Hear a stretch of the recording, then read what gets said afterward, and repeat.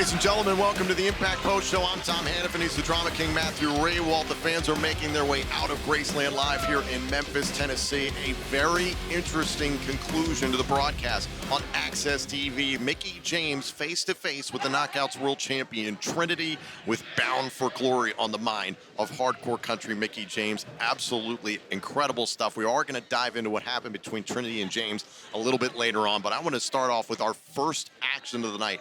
An outstanding X Division title match between Chris Sabin and Alan Angels.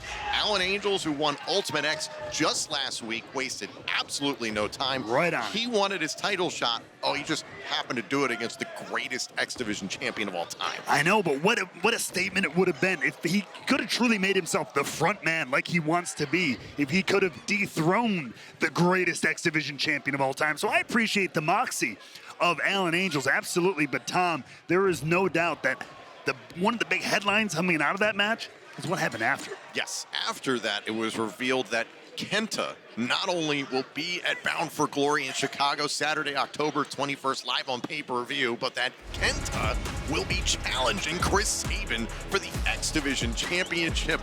This is a dream match, I believe, a never-before-seen singles matchup as well. It looked like something you could read Chris Sabin's face a little bit, saying like, okay, you know Kenta. Oh, yeah. Then there's that moment of, like, especially as the one being challenged, right? Yes. You're coming in, and someone the caliber of Kenta, there's a feeling of, like, whoa, because there's that reverence for someone, athlete of his stature.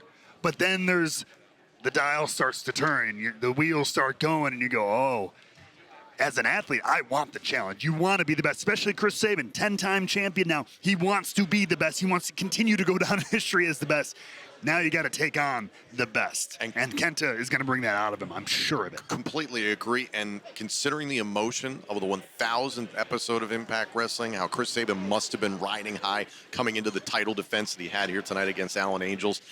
All those emotions, all that, feel-good energy, 19 years from the first main event to the 1,000th main event. Now, it's the proverbial rubber meeting the road, and you know what it's all about, being a champion. It's one thing to get to the top. And now you got to stay there, baby. Now you got to stay. Very excited to see Kenta and Sabin for the X Division title at Bound for Glory. Speaking of championships, this was a bittersweet night because Joe Hendry, and Yuya Uemura thought in Feast or Fire that maybe Yuya Uemura had secured the briefcase that would give them what they coveted, an Impact World Tag Team title shot. And unfortunately, their briefcase contained a pink slip and was specifically for Yuya Uemura.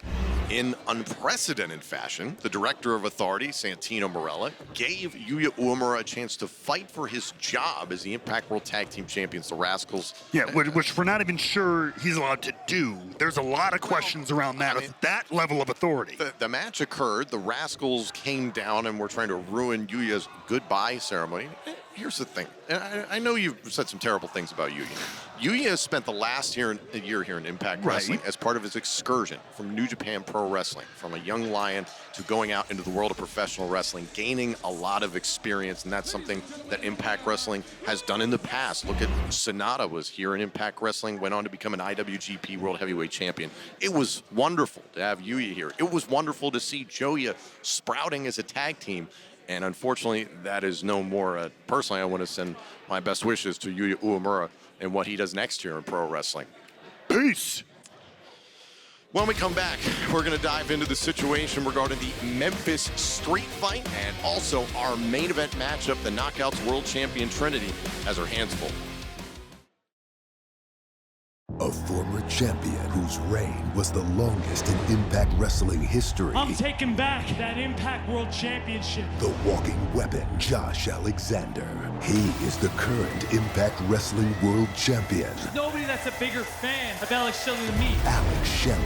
A bigger fan of mine or a bigger mark for me?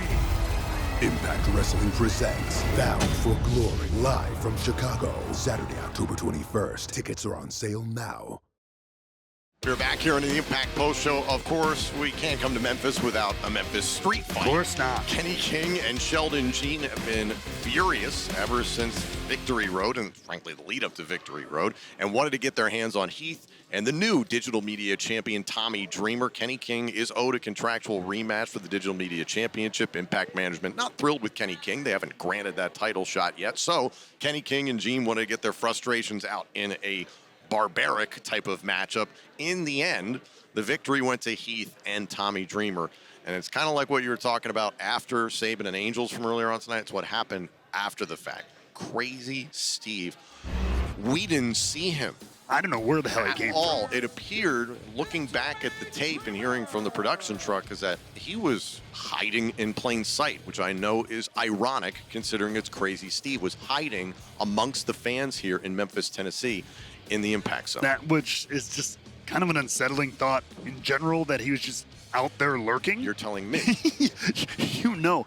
And there was a strange feeling too when, I mean, there's always a strange feeling when Crazy Steve is around, but we always see him, you know, adorned, whether it was his days in decay or even this new weird form of him we've seen lately.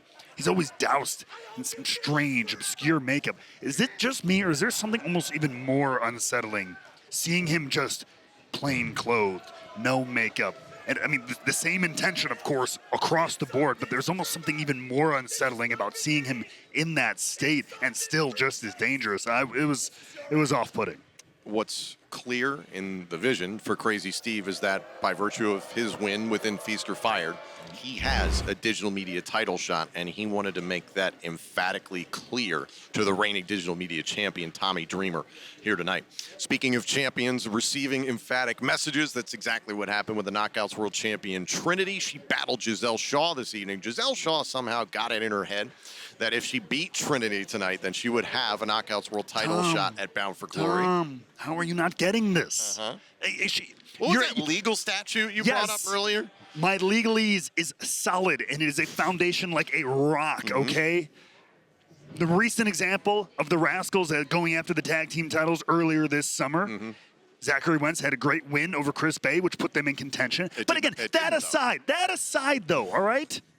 You act like Giselle Shaw or other people are coming in here, I think I should get this or whatever, huh? No, there's precedent. This has happened a lot in wrestling. If you beat a sitting champion, I didn't say they guaranteed it. Giselle Shaw didn't say she guaranteed it. But it certainly puts you at the front of the line for consideration for a title opportunity. I understand your point, except there was no guarantee. Impact Management never made it official. That was never the stipulation of the match. She didn't say that either. Trinity got the win against Giselle Shaw, and it was after the fact. That involvement by Jay Vidal, by the way, that's going to come back to bite him with Giselle Shaw. That cost Giselle Shaw, one could argue, can't argue that. in the loss, ultimately. Savannah Evans wasn't exactly doing great in that respect either.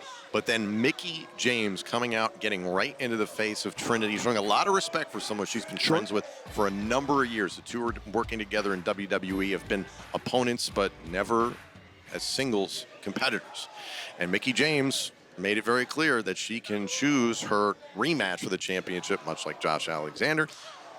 Relinquished the championship early this year due to injury, and Mickie James wants her title shot at Bound for Glory. It's going to happen for the first time ever, one-on-one. Trinity versus Mickie James for the Knockouts World title. I knew it. We alluded to it a little bit. We weren't sure, but Mickie James coming back for that 1000th episode celebration. They ended up having that huge Knockouts tag team match, and at the end, we've mentioned it on social media. There was just that glance. And I'm like, this is how it's going down. But we saw it all laid out tonight. Yeah, the march towards Bound for Glory is going to be fun. Thank you so much for joining us. Tune in next week on Access TV.